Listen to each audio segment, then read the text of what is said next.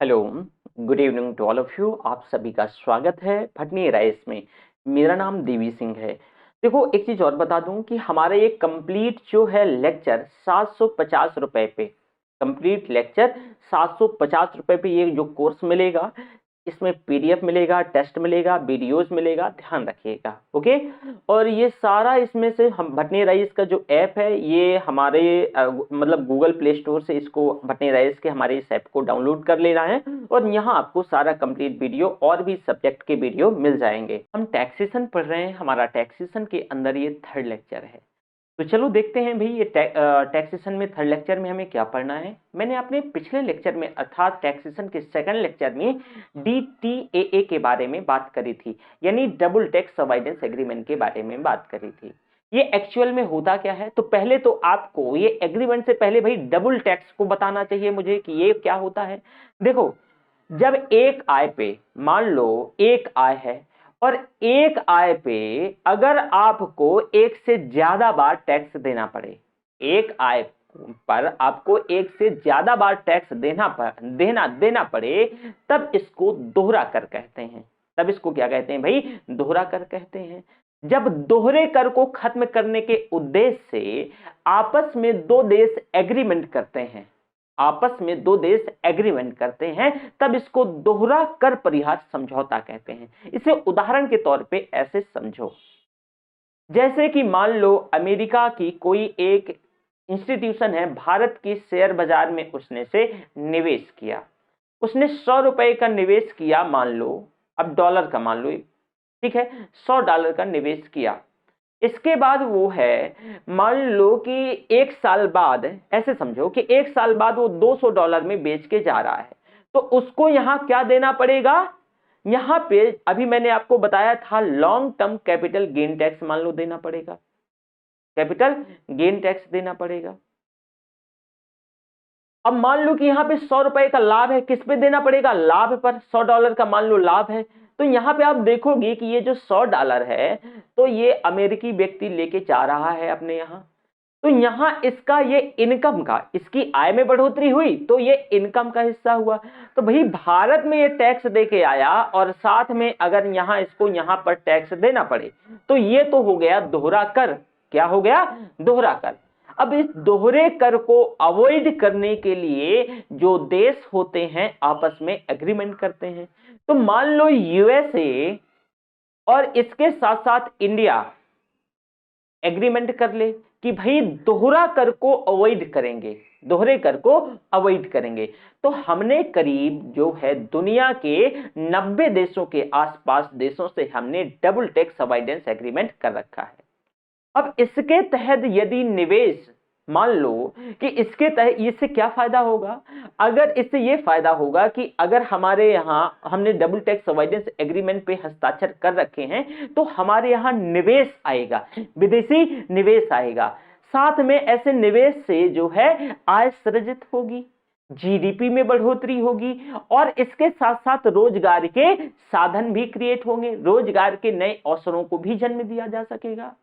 तो ऐसे दोहरे कर परिहार समझौता, इसके तहत यदि निवेश एक देश से दूसरे देश में आता है, तो इसके साथ हम जैसे देश, मतलब सभी देश लगभग अप्रोक्सीमेटली कोशिश करते हैं कि डबल टैक्स अवॉइडेंस एग्रीमेंट पर हस्ताक्षर करते हैं।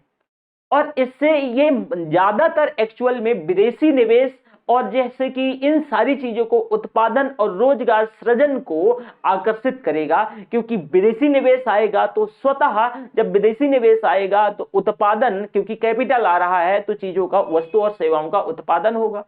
वस्तु और सेवाओं का उत्पादन होगा तो अल्टीमेट क्या होगा भाई? रोजगार होगा। और जब रोजगार का सृजन होगा, तो आप देखोगे कि जो गरीबी बदहाली है उससे मुक्त या छुटकारा पाया जा सकता है।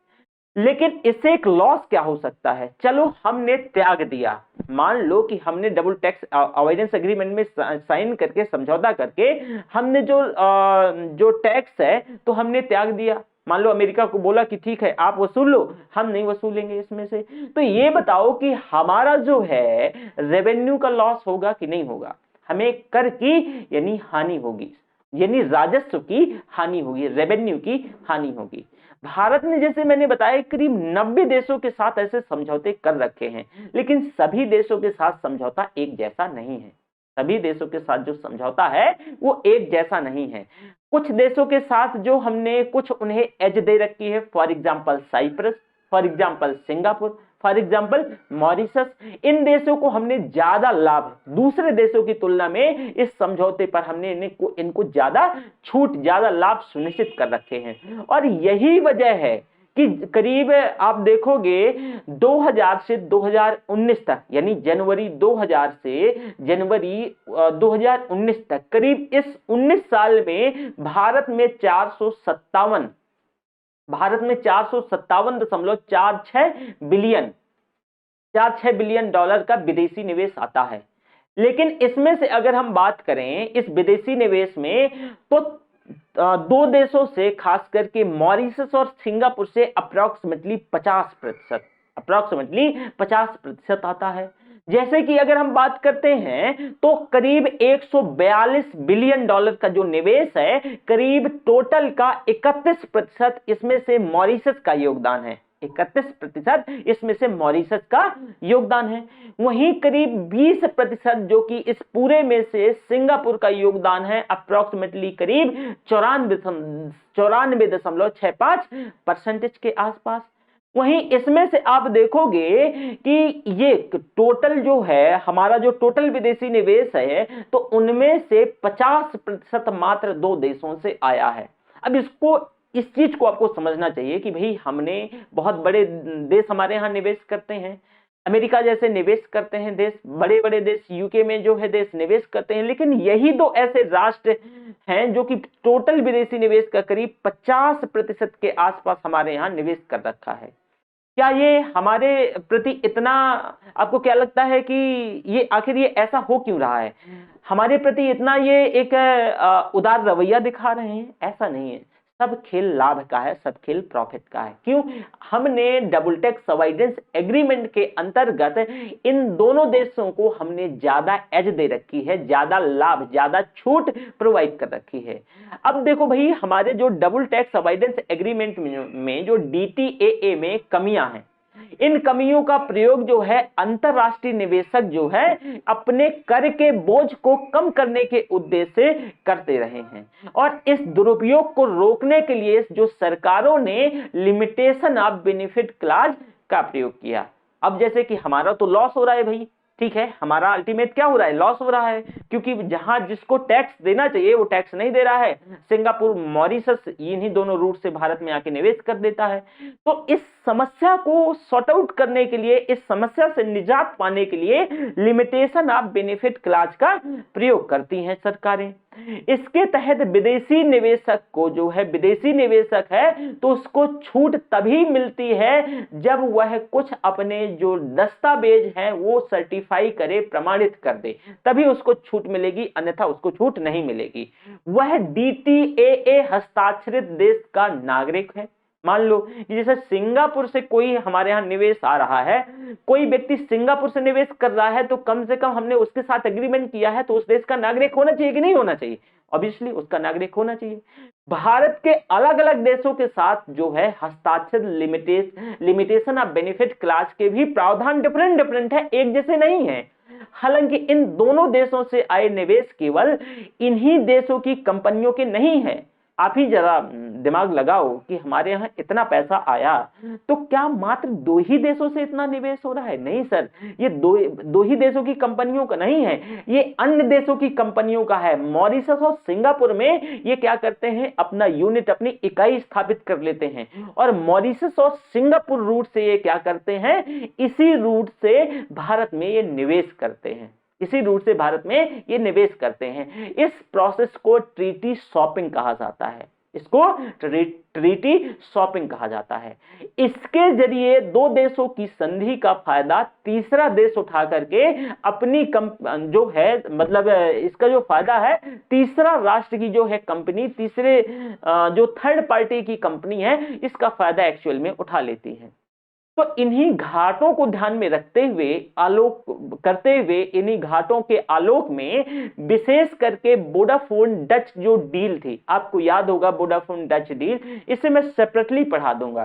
तो वोडाफोन डच डील की वजह से सरकार ने गार जनरल एंटी अवॉइडेंस रूल को लागू करने का निर्णय लिया।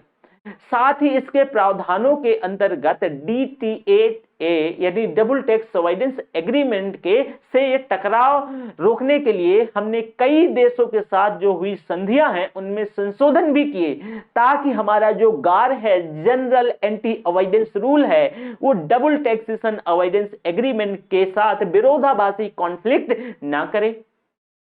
अब आगे की राजस्व हानि को रोकने के लिए मॉरिशस, सिंगापुर, साइप्रस के साथ हुए डबल टैक्स अवॉइडेंस एग्रीमेंट को संशोधित किया गया। मॉरिशस और साइप्रस के साथ जो हमने एग्रीमेंट किए थे उनको संशोधित किया गया। अब केवल वही कंपनियां, क्या अब नियम है रिसेंटली, अब केवल वही कंपनियां डबल टैक्स अवॉइडेंस एग्रीमेंट का लाभ उठा सकेंगी जिनका हेडक्वार्टर इन देशों में स्थित है, मॉरिशस या सिंगापुर में। अब सिंगापुर के संदर्भ में एक प्रावधान पहले से भी था। डबल टैक्स अवॉइडेंस एग्रीमेंट के फायदे को प्राप्त करने के लिए वह कंपनी सिंगापुर में एटलीस्ट 2 साल पुरानी होनी चाहिए। मॉरिशस के संदर्भ में यह निर्धारित किया गया कि कंपनी मॉरिशस में कम से कम 1 वर्ष पुरानी होनी चाहिए, मॉरिशस के संदर्भ में, और गत वित्तीय वर्ष में यानी पिछले वित्तीय वर्ष में उसका जो ऑपरेशनल कास्ट है कम से कम 27 लाख रुपया होना चाहिए। ऑपरेशनल कास्ट कम से कम 27 लाख रुपया होना चाहिए। किसी लाभ पर निगम कर की वसूली का अधिकार उस देश को होता है जहां से निवेश आता है। बारह सुनना, किसी लाभ पर, किसी प्रॉफिट पर जो कॉर्पोरेट जो टैक्स है, जो निगम कर है, उसकी वसूली का राइट्स उस देश को होता है जहां से वो एक्चुअल में निवेश आता है या जहां से निवेश आया। यदि निवेश से एक संपत्ति जो है खरीद कर उस व्यक्ति को बेचा जाए, अगर मान लो कि वही आप निवेश से एक संपत्ति खरीदकर उस संपत्ति को क्या किया जाए, बेचा जाए, तब जो उत्पन्न पूंजी लाभ कर है, पूंजी लाभ कर जो है वसूली का अधिकार भारत को होगा। पूंजी लाभ कर की वसूली का अधिकार किसे होगा भाई, भारत को होगा। 1 मिनट में बेल, ठीक है, मैं कहा क्या बता रहा था, हाँ मैं ये बता रहा था कि भाई देखो निगम कर कौन वसूलता है। फॉर एग्जांपल सिंगापुर से कोई कंपनी भारत में निवेश की तो सिंगापुर वसूलेगा जहां से निवेश आ रहा होता है। अब इसमें से आपने भारत में निवेश किया, निवेश करके जा रहे हो, लाभ बना के जा रहे हो, तो जो प्रॉफिट है उस प्रॉफिट पे जो कैपिटल गेन टैक्स लगता है, उस कैपिटल गेन टैक्स की वसूली का अधिकार वो संबंधित देश से होता है जहां आपने लाभ बनाया। अर्थात हमारे यहां उसने बेच के गया तो हमारा अधिकार है, भारत को होगा। यदि एक लिस्टेड कंपनी के शेयरों को खरीदकर बेचा जाए, जो कंपनी ऑलरेडी लिस्टेड है, तब जो है लाभ पर पूंजी लाभ कर 15% के दर पे लागू होगा अगर वो कंपनी लिस्टेड है, उसके शेयर खरीदकर बेचे गए हैं। अगर नॉन लिस्टेड कंपनी के शेयरों को खरीदकर बेचा जाए तब उस पर जो कैपिटल गेन टैक्स होगा उसकी वसूली 40% के दर से होगी। कितनी भाई, 40% के दर से होगी। यदि डबल टैक्स अवॉइडेंस एग्रीमेंट जो है यानी DTAA और गार के प्रावधानों में कोई कॉन्फ्लिक्ट हो तो गार यानी जनरल एंटी अवॉइडेंस रूल को प्रायोरिटी, प्राथमिकता दी जाएगी। और ये बदलाव 1 अप्रैल 2017 से लागू किए गए हैं। हालांकि 31 मार्च 2019 तक जो है कर के ये मतलब ये जो कर के ये जो दर रहे हैं ये आधे थे, अर्थात ये परिवर्तन 1 अप्रैल 2019 से ये पूरी तरीके से लागू हो गए हैं। तो आपने डबल टैक्स अवॉइडेंस एग्रीमेंट को समझा। उम्मीद करता हूं यहां तक किसी भी बच्चे को कोई डाउट नहीं होगा। देखो यहां से क्वेश्चन आता है, अगर अभी आपको लगता है थोड़ा बहुत डाउट है इसमें से तो प्लीज एक बार मैं थोड़ा सा आपको 1 मिनट के अंदर समझा देता हूं। देखो भैया बहुत सिंपल है। डबल टैक्स अवॉइडेंस एग्रीमेंट क्या है? पहले डबल टैक्स तो आपने जाना कि एक ही कर पे अगर 2 बार टैक्स मतलब एक ही लाभ पे 2 बार टैक्स लग जाए तो डबल टैक्स हो गया। अब डबल टैक्स को कम करने के लिए हम एक समझौता एग्रीमेंट साइन करते हैं, डबल टैक्स अवॉइडेंस एग्रीमेंट।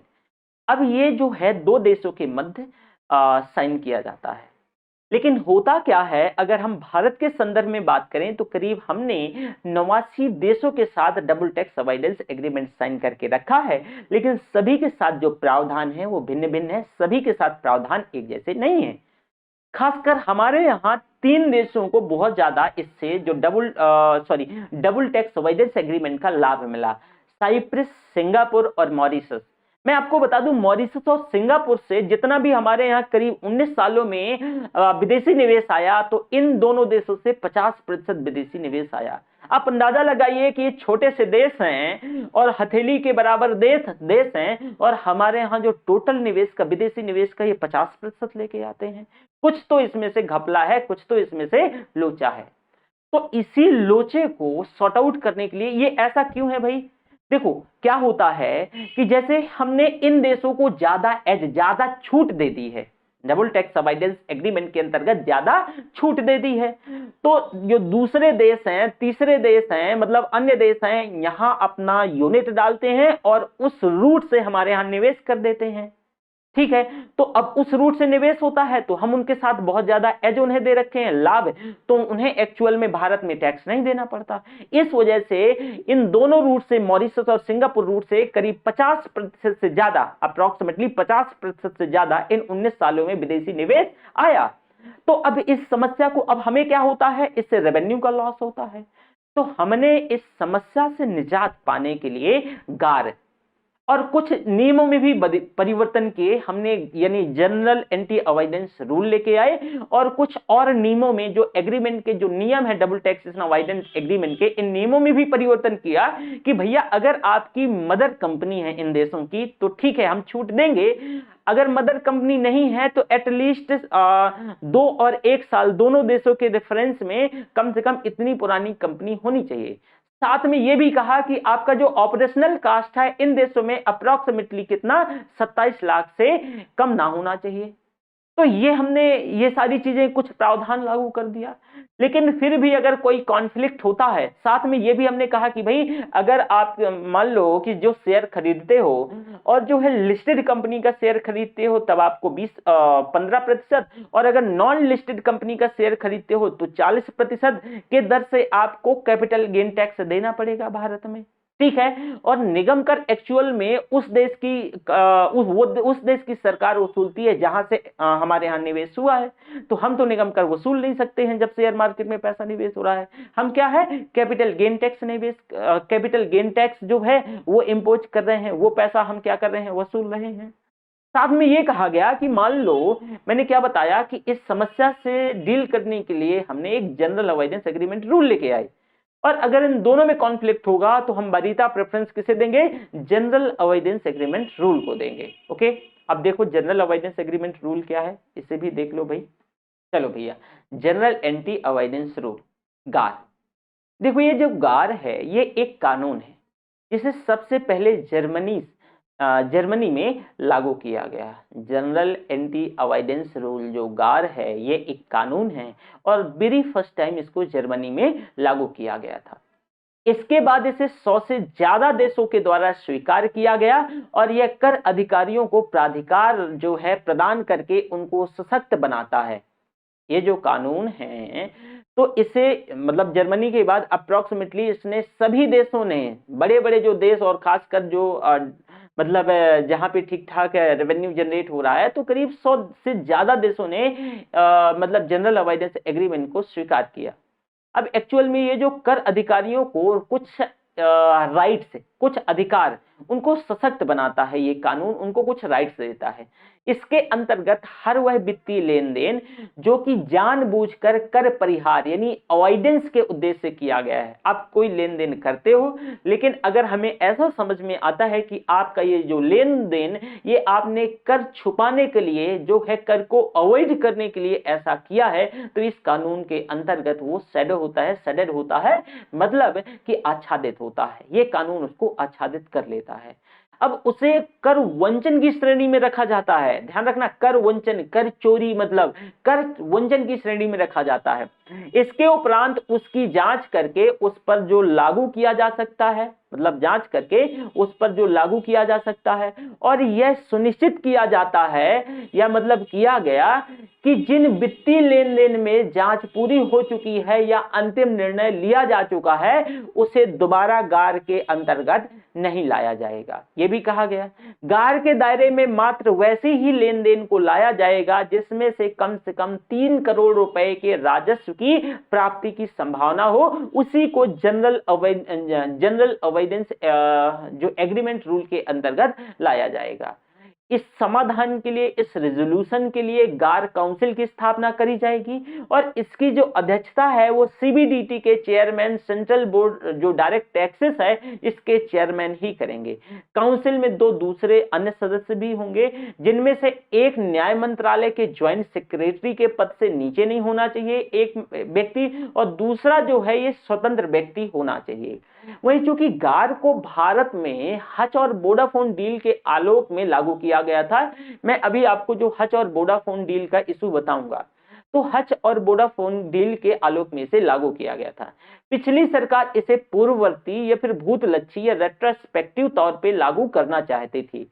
अब 30 अगस्त 2010 से इसे लागू करना चाह रही थी, पिछले उसमें से टाइम से लागू करना चाह रही थी, परंतु इस संदर्भ में गठित एक पार्थ सारथी सोम समिति के सुझाव के आधार पे इस कानून को मतलब उसने कहा कि भाई ये कानून जो है, ये सुझाव उसने दिया कि ये कानून बहुत अच्छा है परंतु इसको रेट्रोस्पेक्टिव भूतलक्षी मत लागू करो। क्यों? क्योंकि भूतलक्षी कर कानूनों में जो निवेशकों में अविश्वास का भाव उत्पन्न हो जाता है, अविश्वास की भावना उत्पन्न हो जाती है और ये देश के निवेश वातावरण को भी बुरी तरीके से प्रभावित करता है। अगली जो सरकार ने इन सुझावों को मानते हुए इसे 1 अप्रैल 2017 को प्रभावशाली बनाया। तो कुछ सरकारों ने इस सुझाव को मानते हुए 1 अप्रैल 2017 को क्या किया भाई, इसने प्रभावशाली बनाया। ओके, तो ये तो रहा आपका जनरल एंटी अवॉइडेंस रूल। ठीक है, अब चलो अगला देखो, tax administration commission, torque, tax administration reform commission. ये क्या है? देखो, भारत में कर के क्षेत्र में के प्रशासन के सुधार हेतु इसके उद्देश्य ये पार्थ सारथी सोम जी के नेतृत्व में एक समिति, एक आयोग, एक कमेटी का गठन किया गया। इसे ही जो है प्रशासन सुधार आयोग यानी कर प्रशासन सुधार आयोग TARC, टार्क यानी टैक्स एडमिनिस्ट्रेशन रिफॉर्म कमीशन, तो इसको नाम दिया गया। 2013 में ये जो गठित आयोग ने कर क्षेत्र से संबंधित प्रशासनिक सुधार के उद्देश्य से कुछ इसमें से बहुत रिवोल्यूशनरी प्रस्ताव प्रस्तुत किए। वर्तमान में कर व्यवस्था वित्त मंत्रालय के अंतर्गत आता है, ये जो पूरी कर व्यवस्था है, और वित्त मंत्रालय के अंतर्गत राजस्व विभाग कार्य करता है। इसका नेतृत्व राज्य सचिव करते हैं जो कि सामान्यतया भारतीय प्रशासनिक सेवा के अधिकारी होते हैं। राजस्व विभाग के भीतर पूरी व्यवस्था 2 भागों में बांटी हुई है। जो रेवेन्यू डिपार्टमेंट है, तो राजस्व विभाग के भीतर इस पूरी व्यवस्था 2 भागों में बटी हुई है। एक तो सीबीडीटी सेंट्रल बोर्ड जो है डायरेक्ट टैक्सेस, जो कि प्रत्यक्ष कर से संबंधित है। दूसरा इसमें से मैं लिख देता हूं, है ना, एक है सीबीडीटी, ये प्रत्यक्ष कर से संबंधित है। दूसरा है सीबीईसी, ये जो है अप्रत्यक्ष कर से संबंधित है। CBDT stand for central board of excise and custom, central board of excise and custom.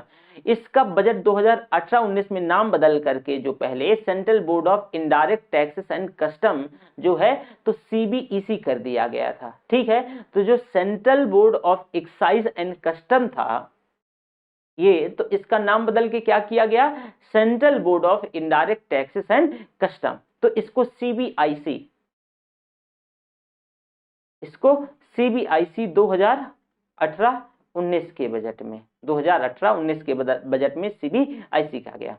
यही central board of direct taxes जो है ये तो प्रत्यक्ष कर से संबंधित है, ये मैंने अभी आपको बताया ही था।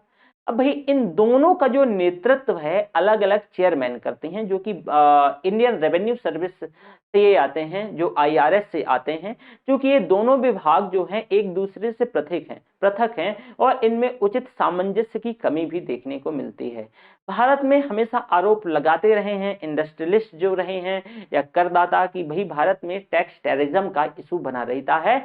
यहाँ जो जैसे कि हमारे यहाँ जो एक है वाकई में है जो टैक्स आप देखो, टैक्स टेररिज्म तो ठीक है, रेड टेपिज्म, और यही रेड टेपिज्म ही टैक्स टेररिज्म को एक तरीके से मतलब टैक्स टेररिज्म को बनाती है, इसको जन्म देती है। कैसे? हमारे यहाँ आज भी जो अफसरशाही लाल फीताशाही है ना, तो मतलब एक जो होता है ना एथिक्स इंटीग्रिटी जो चौथा पेपर जोड़ा गया, अभी भी इसमें एक्चुअल में कोई परिवर्तन नहीं आया है। ये कब परिवर्तन आएगा? जब बच्चा पैदा होता है, स्कूल जाना शुरू करता है, तो हम उसको हमारी एजुकेशन सिस्टम उसको लर्निंग सिस्टम के माध्यम से ये चीजें दिमाग में डाल सकती है।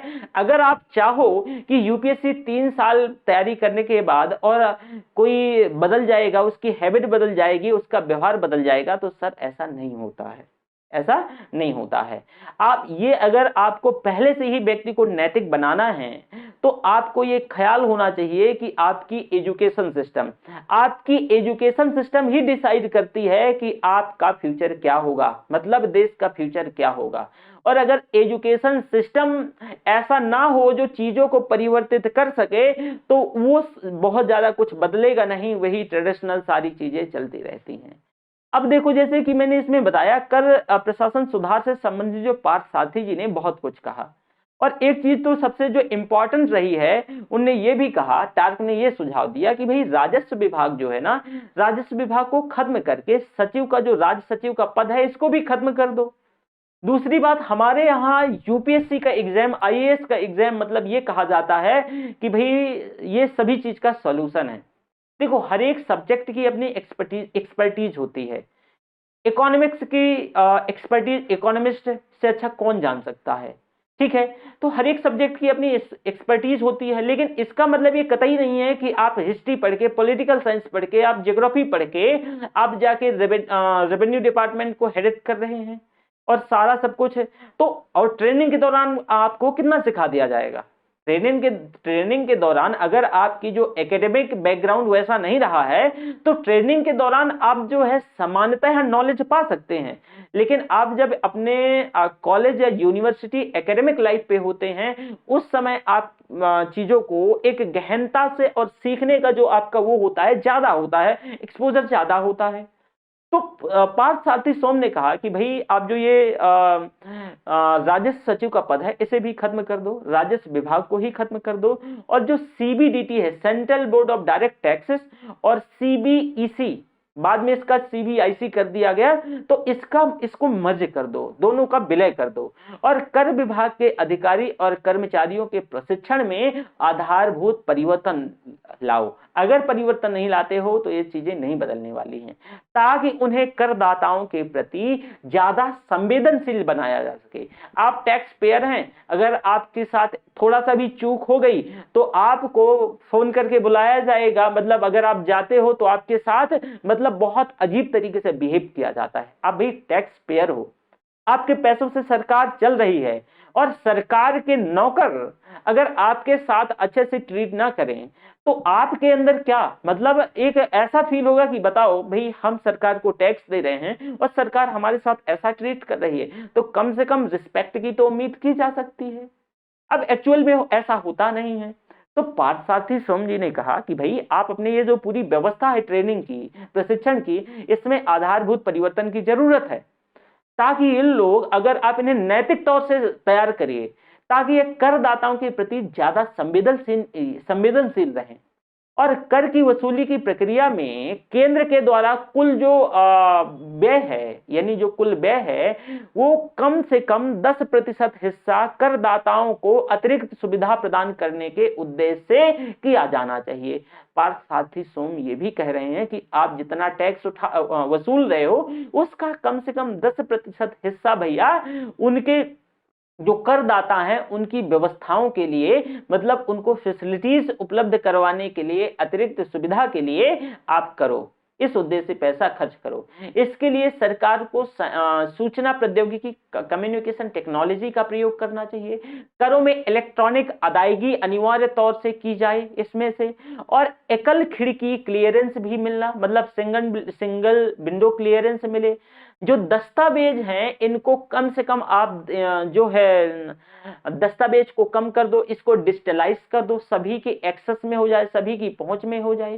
ठीक है। साथ में ये कहा गया कि 17 अलग अलग जो विभिन्न एयरपोर्ट और जो करीब 18 सी पोर्ट, तो 24/7 कस्टम क्लियरेंस मिले। करीब 17 एयरपोर्ट और 18 जो सी पोर्ट हैं, इनमें आप ऐसा तंत्र विकसित करिए, सिस्टम विकसित करिए कि इसमें से 24/7 कस्टम क्लियरेंस मिले। इस समिति ने भी यह भी सुझाव दिया कि भाई कर कानूनों को जैसे कि गारभूत लक्षित तौर पर न लागू किया जाए, तो इसी तरह इस कानून को भी आप भूत लक्षित तौर पे नहीं लागू करो। तो ये कर प्रशासन के रिफॉर्म से संबंधित जो कमिटी पार्थसारथी सोम जी की, तो पहला इंपॉर्टेंट फैक्ट कि भाई कर सुधार से संबंधित आयोग या कमिटी का नेतृत्व कौन कर रहे थे, तो पार्थसारथी सोम जी। और इस कमिटी में ये चेयरमैन थे, इनके साथ साथ दूसरे व्यक्ति थे। और इसमें से ये भी कहा गया कि भाई इसमें से जैसे कि पूरे रिफॉर्म की ओवरऑल बात करी गई है, इसमें से प्रशासन सुधार की बात करी गई है, कर प्रशासन के सुधार की बात करी गई है, और मुझे लगता है इसमें वाकई में एक बहुत सराहनीय सुझाव रहे हैं, इसमें से एक्शन होना चाहिए। लेकिन ये थोड़ा सा बहुत हमारे यहाँ मुश्किल है। हम देखो, मैं बताता हूं, जब बहुत आसानी से किसी चीज को आपको मिल जाता है, कोई भी चीज ले लो, तब आपका विकास नहीं हो पाता है।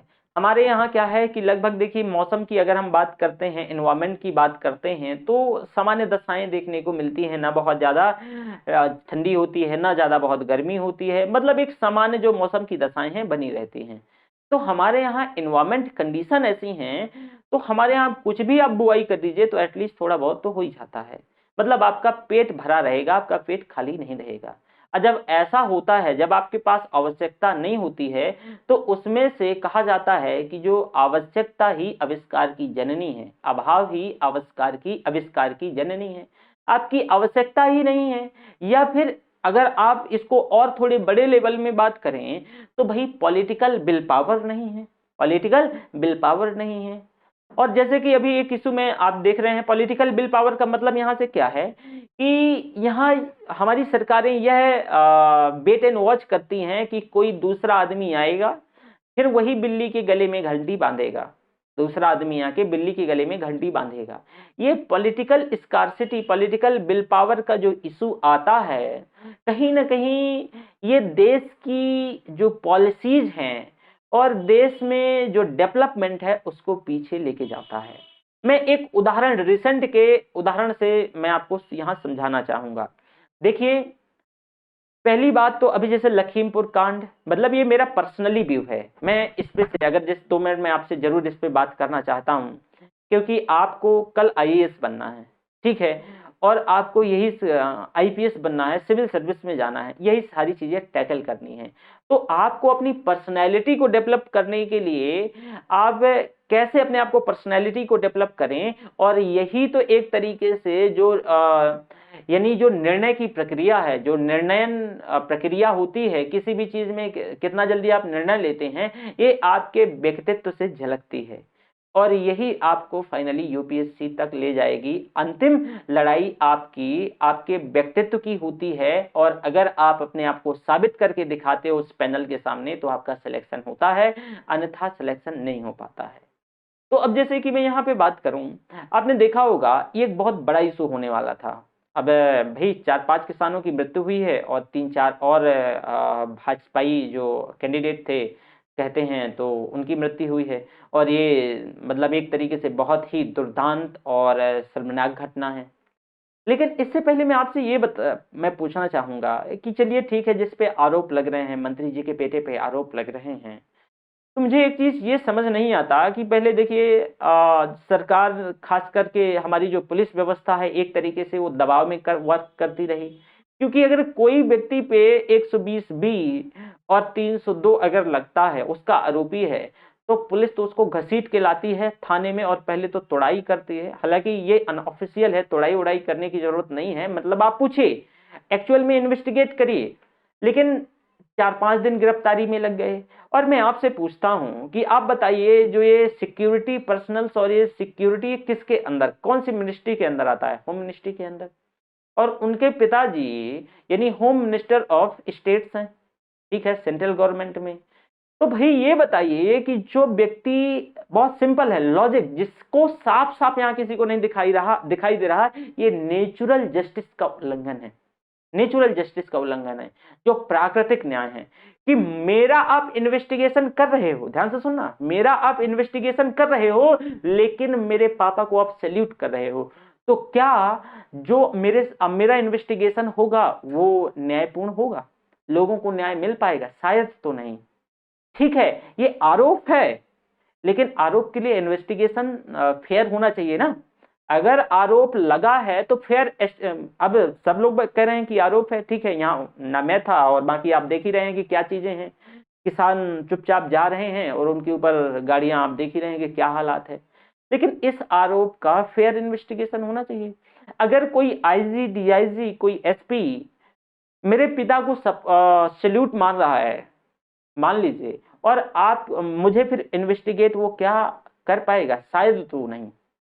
उसके गले में एक तलवार सी लटकती दिखेगी। क्यों? क्योंकि भाई कल तो चलो ठीक है, आज वो फेयर इन्वेस्टिगेट कर देगा, कल भी तो उसे मुझे रिपोर्ट करना पड़ेगा ना। मतलब मेरे पापा को रिपोर्ट करना पड़ेगा कि नहीं करना पड़ेगा? ऑब्वियसली करना पड़ेगा। फिर उनका क्या होगा? तो एक ये इशू है। मैं एक संस्थान का नाम नहीं बताऊंगा, रिटायर्ड आईएएस हैं, मैं अभी रिसेंट उनका ये तो इंटरव्यू एक संस्थान में पड़ा हुआ है। मैं अभी रिसेंट सुना, करीब 5-7 दिन पहले, मतलब रिटायर्ड नहीं, सॉरी कह रहा हूँ, उनने शायद रिजाइन किया है, रिटायर्ड नहीं है। ऐसे डिस्कस कर रहे थे कि कैसे दबाव आता है। ठीक है, तो सब लोग तो अशोक खेमका हो नहीं जाओगे, सब लोग तो जबरिया रिटायर्ड, क्या नाम है उनका, जो आईपीएस थे, सब लोग तो हो नहीं जाओगे। बहुत सारे दबाव होते हैं, फैमिली प्रेशर होता है, बहुत सारी चीजों को टैकल करना होता है। तो भाई सबसे जो इंपॉर्टेंट बात यहाँ क्या निकल के आती है कि आपको बिना द्वेषपूर्ण, बिना दबाव के, क्योंकि आप बड़े बड़े वादे करके जाते हो, 4 साल 5 साल की तैयारी के दौरान पढ़ाई करते हो, अपना खून जलाते हो, और बाद में आप नौकरी प्राप्त कर लेते हो, आईएएस, आईपीएस, जो भी आईएफएस हो जाते हो, आईआरएस हो जाते हो, और इसके बाद आप अपने कार्यान्वयन, जो अपने कार्यों का सही ढंग से कार्यान्वयन या निर्वहन और फेर तरीके से बिना द्वेषपूर्ण हुए, यानी बिना प्रेजुडियस हुए अगर आप कर पाओ, तो वही आपकी असली परीक्षा है। लेकिन ये जो पॉलिटिकल, जो बिल पावर है, हम दोबारा आते हैं पॉलिटिकल बिल पावर पे, ये ऐसा होने नहीं देता, ये ऐसा होने नहीं देता।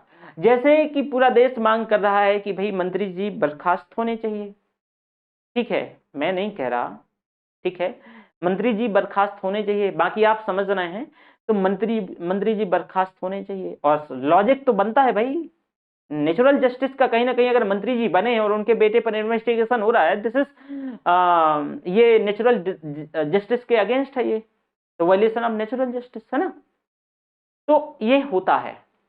तो पार्थ सारथी सोम यही कह रहे हैं कि भाई देखो, टैक्स पेयर हैं, पैसा दे रहे हैं, और टैक्स पेयर पैसा दे रहे हैं, तो कम से कम उनके साथ है अच्छे से तो बिहेव करिए, उन पर आप कम से कम वसूले गए उनके पैसों का 10% उनकी फैसिलिटी, अतिरिक्त फैसिलिटीज पे उपलब्ध करवाइए, उनके साथ अच्छे से ट्रीट करिए। लेकिन नहीं, वो जो अफसरशाही बनी हुई है, अफसरशाही, ठीक है, मुझे सैलरी, फॉर एग्जाम्पल अगर मैं आईआरएस हूं, मुझे सैलरी आपके पैसों से मिल रही है, आप टैक्स पेयर हैं, टैक्स दे रहे हैं, लेकिन मैं आपके पैसे से सरकार का नौकर हूं, और मैं ही एक मतलब आपसे अच्छे से बात नहीं कर रहा हूं, तो ये तो एक तरीके से वही हो गया ना कि विश्वास। अब देखोगे कि अगर इस चीज को आसान बना दिया जाए, इस चीज को थोड़ा सा आसान सरल बना दिया जाए, तो चीजें बदलने लगेगी। ये मेरा पर्सनल व्यू है कि कर का संग्रहण भी बढ़ जाएगा, कर का संग्रहण भी बढ़ जाएगा। चलो अगला देखो इशू हमारा,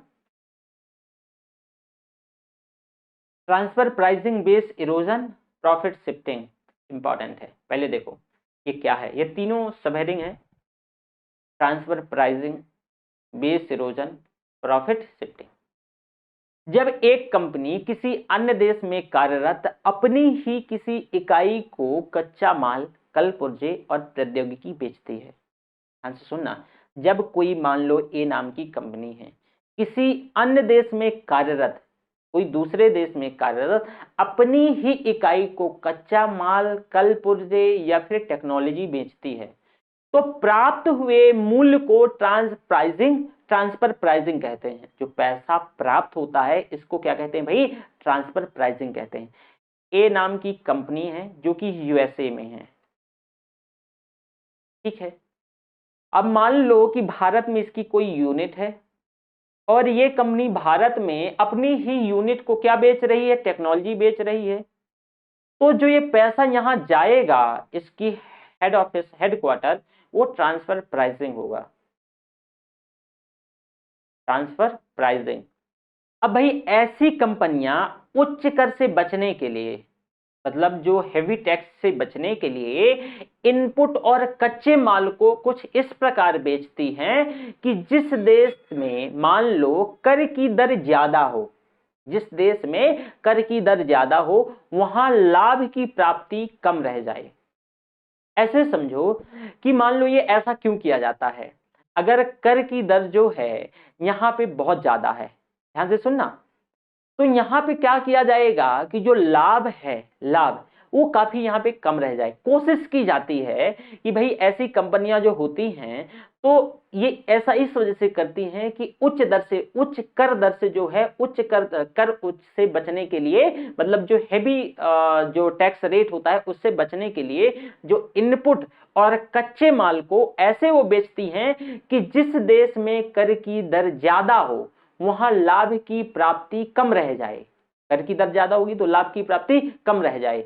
जिस देश में कर की दर कम हो वहां ज्यादा से ज्यादा लाभ हो, उसे वहां ज्यादा से ज्यादा लाभ हो, तो इसको प्रॉफिट शिफ्टिंग कहेंगे, इसको प्रॉफिट शिफ्टिंग कहेंगे। सिंपल सा ऐसे समझो, यही यही यूएसए की कंपनी है, इसने टेक्नोलॉजी भारत की कोई मतलब अपनी ही यूनिट में, जैसे मान लो जनरल मोटर फॉर एग्जांपल, ऐसे समझो जनरल मोटर एक कंपनी है, इसका हेडक्वार्टर मान लो अमेरिका में है, ये यहाँ की भारत में वही कार्य कर रही है, गाड़ी बना रही है। अब इसने भारत की अपनी इकाई को टेक्नोलॉजी बेच लिया। अब भारत में मान लो जो कर की दर, ऐसे समझो कर की जो दर है वो उच्च है, कर की दर जो है उच्च है, तो भाई ये कोशिश करेगी कि अब ये टेक्नोलॉजी बेच के कोई ऐसा मतलब इनपुट वो करके ऐसा कोशिश करेगी कि इस प्रॉफिट, अब मान लो कि कर की दर जो अमेरिका में कम है, अमेरिका में कम है, तो ये प्रॉफिट को इधर क्या करेगी भाई, इधर शिफ्ट करेगी, ताकि इसको एक ही जगह टैक्स देना पड़ेगा। तो यहाँ पे टैक्स कम है ना, यहाँ पे टैक्स कम है, तो यहाँ पे टैक्स कम होने की वजह से ज्यादा कोशिश करेगी लाभ को भाई यहीं ट्रांसफर कर लो, ताकि टैक्स यहाँ पे कम देना पड़ेगा। इसी को प्रॉफिट शिफ्टिंग कहा जाता है, प्रॉफिट शिफ्ट हो गया। इससे कंपनी को तो लाभ होता है, कंपनी तो लाभ बना ली, लेकिन उस देश को जहां कंपनी ने जानबूझकर कम लाभ कमाया है, जानबूझकर कम लाभ कमाया है, उसको हो गई हानि, उसको क्या हो गई भाई, हानि हो गई। अब मान लो ये कंपनी अपना लाभ दिखाएगी ना, इसने बेचा है तो ये लाभ दिखाएगी, ठीक है ना, इसने तो खरीदा है तो यहां अपना तो इसने खरीद दिखा दी, लेकिन बेचा तो इसने, मान लो इसने जो बेचा है और इसने खरीदा है तो लाभ ये दिखाएगी, तो प्रॉफिट यहां शिफ्ट कर लिया। टैक्स मान लो यहाँ की दर कम है, ठीक है, तो इस वजह से ये अपना प्रॉफिट मेंटेन करने के लिए, लाभ ज्यादा बनाने के लिए ऐसा करती है। लेकिन आप देखोगे भारत को लॉस हो गया, जानबूझकर ऐसा किया गया, ठीक है। अब इस समस्या से बचने के लिए भारत जैसे देश एक हाथ की दूरी का नियम यानी आर्म्स लेंथ रूल लागू करते हैं, ये समस्या बनी रहती है। तो एक हाथ की जो दूरी का नियम है वो उस दूरी के नियम को क्या करते हैं भाई, लागू करते हैं। इसके अंतर्गत एक कंपनी अन्य देश में अपनी ही इकाई से उतनी दूरी बना के रखेगी जितनी कि अन्य कंपनी से वह रखती है। मतलब कि जैसे कि दूसरी कंपनी को जिस रेट पे जैसा जो कुछ भी बेचेगी या जिस हिसाब से बेचेगी वैसे ही अपनी कंपनी के साथ ट्रीट करेगी। ऐसा नहीं करेगी कि यह इसकी सब्सिडरी मतलब यूनिट है तो उसके साथ कोई मतलब ऐसा नहीं करेगी कि उसे एज प्रोवाइड करे। तो इसको एक हाथ की दूरी का नियम कहा जाता है। ठीक है, आर्म्स लेंथ रूल कहा जाता है। इसे फेयर प्राइसिंग भी कहते हैं। होता क्या है कि जैसे इसके अंतर्गत एक कंपनी को अन्य देश में अपनी ही इकाई से वैसे ही ट्रीट करेगी जैसे कि दूसरी से। ठीक है, दूसरी कंपनी से वैसे ही व्यवहार करती है जैसे कि अपनी से करेगी, तो इसको फेयर प्राइसिंग कहेंगे। हालांकि यह नियम तभी लागू हो सकता है जब कंपनी अपनी इकाई को कुछ अन्य कंपनियों को भी कच्चा माल बेचे। मान लो दूसरी कंपनियों को कच्चा माल बेच ही नहीं रही है तो ये कैसे पता चलेगा? ये तो तभी पॉसिबल है कि भाई कच्चा माल या इनपुट बेचे, ये तभी पॉसिबल है, तभी पता चल पाएगा।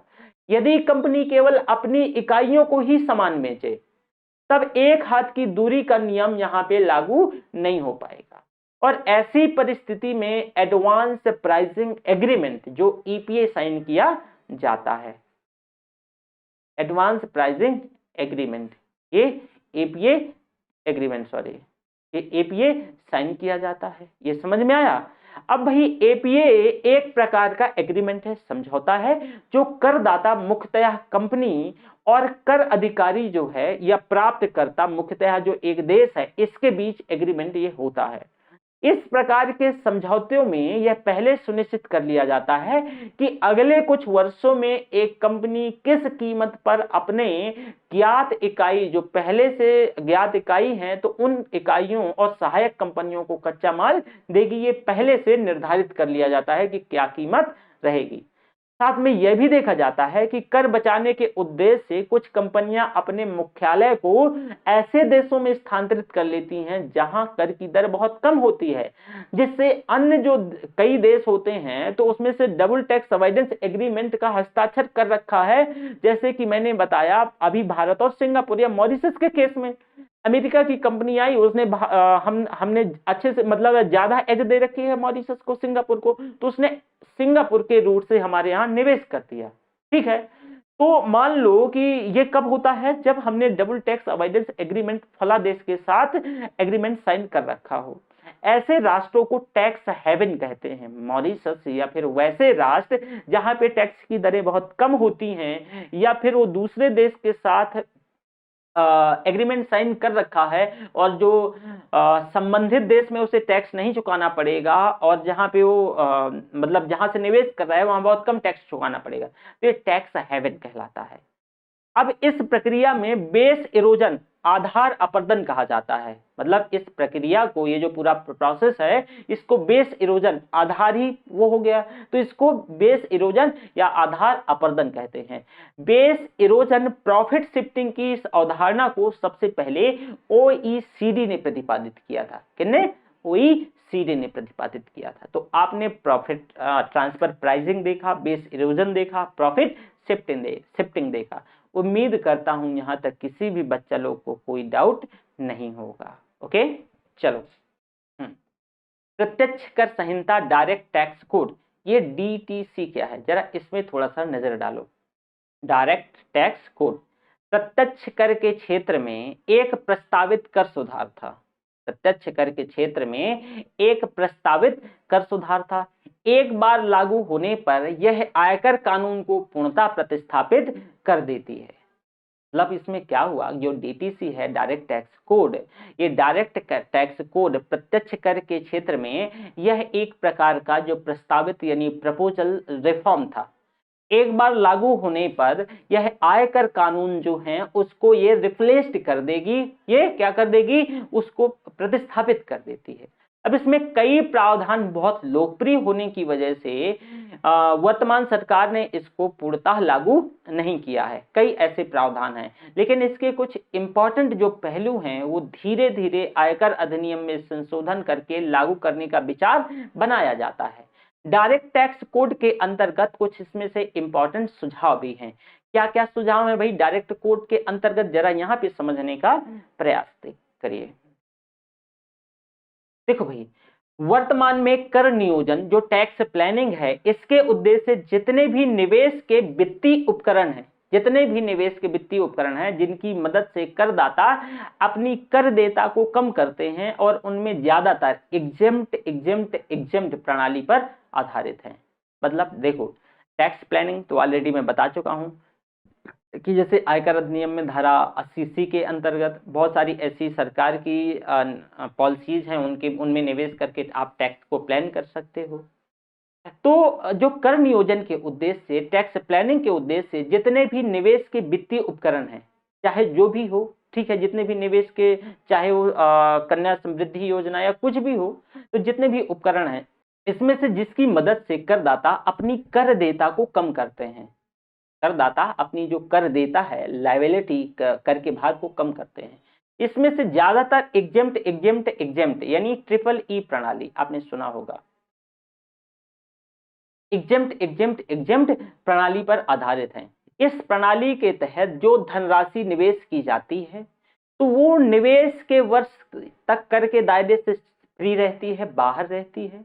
यह धनराशि जो है निवेश की पूरी अवधि में भी कर से फ्री रहती है, मुक्त रहती है, और परिपक्व होने से धन की निकासी के उपरांत भी मूलधन और लाभ कर में भी मुक्त होता है, उसको टैक्स नहीं देना पड़ता है। तो इस प्रणाली जो है ये एग्जेम्प्ट ये क्या कहलाती है, डीटीसी के अंतर्गत ये जो प्रस्ताव है, ये ट्रिपल ई प्रणाली, ये एग्जेम्प्ट प्रणाली कहलाती है। लेकिन प्रस्ताव डीटीसी के अंतर्गत आया कि इस ट्रिपल ई प्रणाली को डबल ईटी प्रणाली में चेंज कर दो। मतलब क्या है, ऐसे समझो इसको, और साधारण भाषा में मैं पहले से पूरा कर दूं, फिर इसे एक बार और समझाऊंगा। कहा गया कि भाई आप जब पैसा निवेश कर रहे हो, वेल, उसमें टैक्स नहीं लगेगा। जब आपकी उस निवेश की अवधि के दौरान भी टैक्स नहीं लगेगा, लेकिन जब आप लाभ बना के बेच के जा रहे हो, तो तब आपको लाभ पर टैक्स देना पड़ेगा। तो डीटीसी के अंतर्गत जो प्रस्ताव, सुधार प्रस्ताव है, वो ये कह रहा है, कि भाई अब इसको एग्जेम्प्ट टैक्स प्रणाली पे लागू किया जाए। इसके अंतर्गत कर नियोजन के उद्देश्य से निवेश की गई धनराशि निवेश के वर्ष मुक्त कर दो, कोई बात नहीं है, उसके दौरान मुक्त कर दो, पूरी अवधि तक कोई कर नहीं लो। लेकिन परिपक्व होने की स्थिति में जब धन को निकाला जाएगा, परिपक्व होने की स्थिति में जब धन निकाला जाएगा, तब लाभ वाले हिस्से में से, प्रॉफिट वाले हिस्से में से कर चुकाना पड़ेगा। अब ईईटी प्रणाली के लागू होने पर जो निवेशक को क्षति पहुंचती है, और वह यह तय किया गया था कि भाई कर नियोजन के जो उद्देश्य से निवेश की अधिकतम सीमा को बढ़ाया जाएगा, साथ ही वह हिस्सा जो कि कर से मुक्त है उसे भी बढ़ाया जाएगा। अब जरा इसको मैं एक बार समझाने के लिए आपको पिछली कहानी बताना पड़ेगा। मैं पिछली कहानी ऑलरेडी आपके साथ क्या किया हूं, पढ़ाया भी हूं और बताया भी हूं। याद होगा आयकर जब मैं पढ़ा रहा था, जब मैं आयकर में बता रहा था कि भाई इसमें से कुछ ऐसे प्रावधान हैं, जस्ट लाइक 80C, धारा 80C, इसमें से बहुत सारे उपकरण हैं, और उस उपकरण के अंतर्गत मान लो कि उस उपकरण में हम अगर पैसा निवेश करते हैं, उस उपकरण में अगर हम पैसा निवेश करते हैं, तो हमें जो निवेश की गई धनराशि पे किसी प्रकार का टैक्स नहीं देना पड़ता है। तो मान लो हमने 1.5 लाख रुपया निवेश किया, इसमें से जो है कन्या समृद्धि योजना, मान लो कन्या समृद्धि योजना, या फिर चलो एनएससी मान लो, नेशनल सेविंग सर्टिफिकेट है, एनएससी ही मान लो। तो देखो, निवेश, आपने पैसा निवेश किया, ठीक है, तब ये आपको, क्योंकि ये धारा 80 के अंतर्गत टैक्स प्लानिंग की व्यवस्था है, तो इसमें से टैक्स आपको नहीं देना पड़ता। बताओ, नहीं देना पड़ता ना, कोई बात नहीं है। आप जितने टाइम निवेश कर रखा है तब भी नहीं देना पड़ता, और जब आप लाभ बना के लौटोगे, निकालोगे, तब भी आपको टैक्स नहीं देना पड़ता। डीटीसी में प्रस्ताव क्या आया है कि भाई जो ये ट्रिपल ई सिस्टम है, ऐसा करो कि ट्रिपल ई सिस्टम को डबल ईटी सिस्टम में कन्वर्ट कर दो। मतलब कि जब आप, चलो जो आयकर अधिनियम के अंतर्गत जो छूट है, कोई बात नहीं है, आप ये जो पैसा लगा रहे हो, निवेश कर रहे हो, तो उसमें आपको टैक्स नहीं देना पड़ेगा। वेल, उस अवधि तक टैक्स नहीं देना पड़ेगा, निवेश की अवधि तक, ये भी ठीक है। लेकिन जब आप उस पैसे पे टैक्स देना पड़ेगा जो निवेश की गई जो धनराशि है, निवेश की गई धनराशि है, और उसमें जब आप निकालोगे, लाभ बनाओगे, तो उसमें टैक्स देना पड़ेगा, ये इसकी बात करता है। ठीक है। अब भाई इसमें से सभी भारतीय कंपनियों के लिए निगम कर की जो दर को 30% से घटा करके 25% कर दिया जाएगा, इसी डीटीसी में प्रस्ताव थे। वहीं अल्पकालीन पूंजी लाभ जो है और दीर्घकालीन पूंजी लाभ कर, यानी short term capital gain tax and long term capital gain tax के अंतर को, जो डिफरेंस है, कि इस अंतर को खत्म कर दिया जाएगा। सभी प्रकार के जो कैपिटल गेन टैक्स हैं, इसमें से समान दर, इक्वल जो रेट लगेगा, चाहे वो शॉर्ट टर्म हो या लॉन्ग टर्म हो। मैट की वसूली कंपनी के किताबी लाभ पर ना हो। जो मिनिमम अल्टरनेटिव टैक्स है भाई, इसकी जो वसूली है कंपनी के किताबी लाभ पर ना हो। प्रॉफिट मैंने बताया था ना, बुक प्रॉफिट क्या होता है, तो बुक प्रॉफिट पर ना हो। इसे सभी कंपनियों की कुल संपत्ति पर की जाए, कंपनी की जो टोटल संपत्ति है उस पर की जाए। सामान्यतः कंपनियों के लिए जो मैट की वसूली 20% के दर से है, जबकि बैंकिंग कंपनियों के लिए जो मैट की वसूली है वो कहा गया है, जो बैंकिंग कंपनियां हैं, तो बैंकों पर मैट की जो वसूली है 0.25% के दर पर लागू किया जाएगा। ठीक है। तो इसमें से कहा गया कि भाई जो सामान्य कंपनियों पे आप अभी मैट आपने देखा कि कितना शायद 15% है ना, तो कहा गया कि भाई मैट आप ऐसा करो कि मैट पे, बुक प्रॉफिट पे आप टैक्स मत दो, लेकिन आपकी जो टोटल कंपनी की जो मतलब है वर्थ है, जो कंपनी की जो मतलब है मैट पे वसूली नहीं होगी, लेकिन जो टोटल संपत्ति है उस पर 2% की।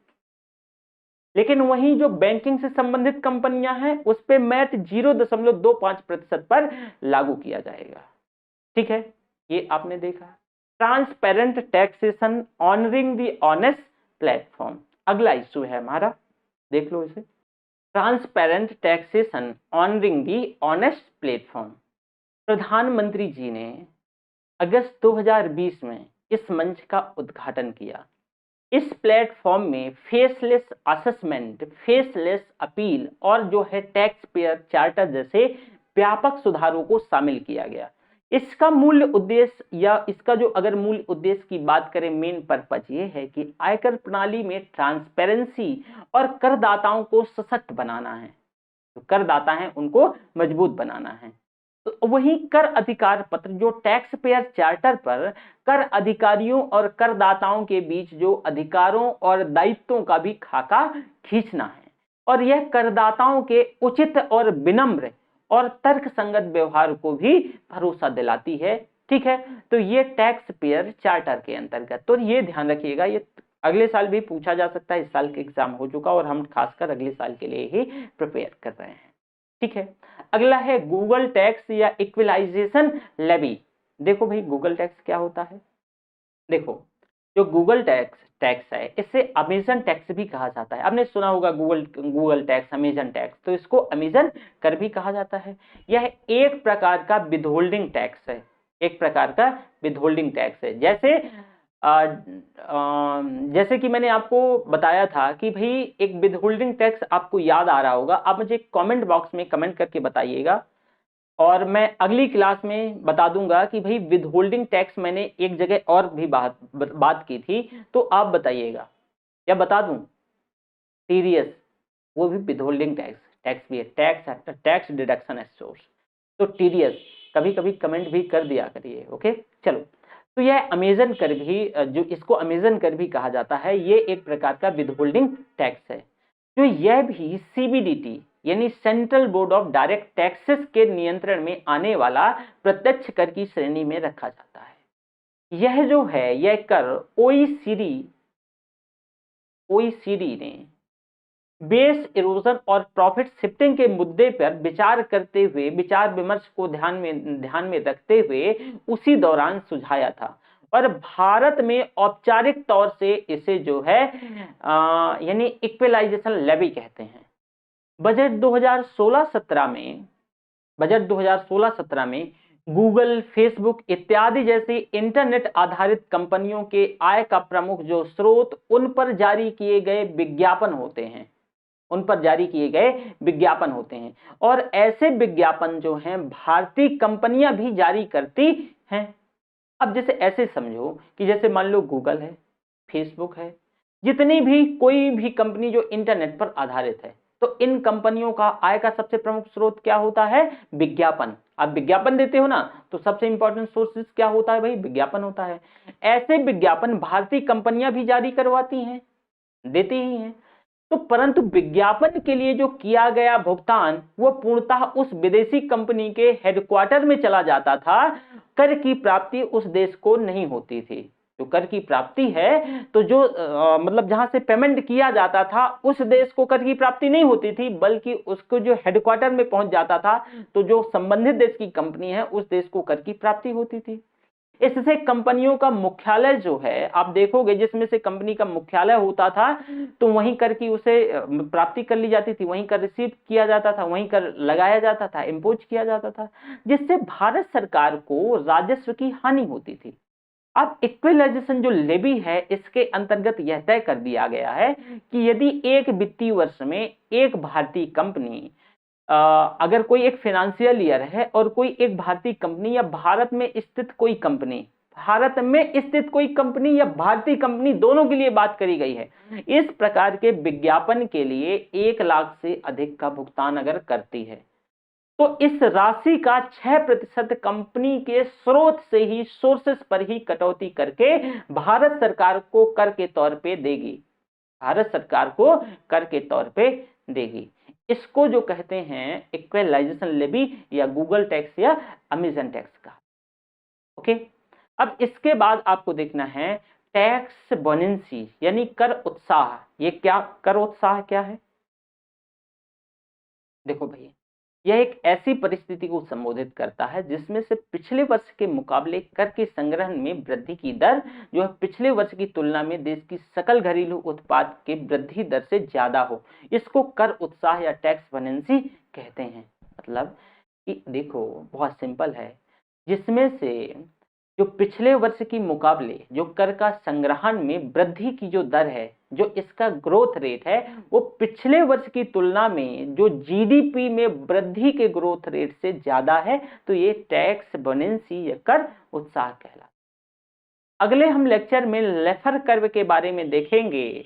लेफर कर्व क्या है, और फिर जो इनडायरेक्ट टैक्सेस हैं, खासकर हम कस्टम ड्यूटी और इन सारी चीजों के बारे में, जैसे कि निर्यात शुल्क, आयात शुल्क, मैं आपको यानी सर्विस टैक्स भी बताऊंगा। फिर मैं एक्साइज ड्यूटी में मैं आपको सेंट्रल एक्साइज ड्यूटी और फिर स्टेट एक्साइज ड्यूटी, इसके बारे में हम डिस्कस करेंगे। वहीं स्टेट सेल्स टैक्स जो एसएसटी और वैल्यू एडेड टैक्स वैट, ठीक है, इसके साथ में आपको डुअल टैक्सेशन और जो cascading effect of the tax होता है, इसके भी बारे में हम कल की क्लास में डिस्कस करेंगे, और एंट्री टैक्स, जो भी सारी चीजें हैं। ठीक है, तो अपना ध्यान रखिएगा। Thank you, bye. जय हिंद, जय भारत।